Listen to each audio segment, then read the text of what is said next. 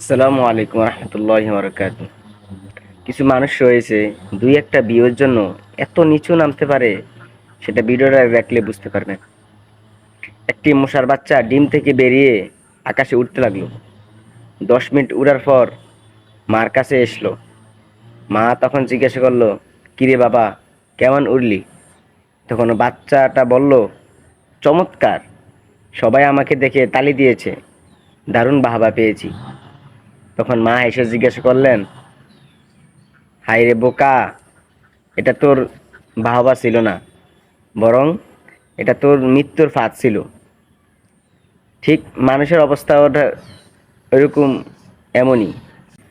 দুই একটা লাইকের জন্য যখন কেউ ধ্বংসাত্মক, মারাত্মক হারাম কাজে লিপ্ত হয়, তখন শয়তান এই কাজগুলাকে মানুষের সামনে আকর্ষণীয় করে তোলে, বাহবা দেয়, উৎসাহ দেয়। বোকা মানুষ ভাবে এটাই হলো তার সফলতা, অথচ সে জেনেও জানে না এটা একটা মৃত্যুর একটা দাফ।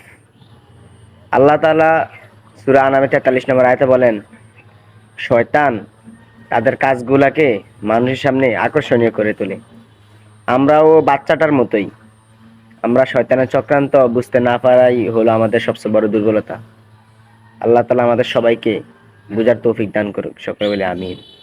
আসসালামু আলাইকুম রহমতুল্লাহ।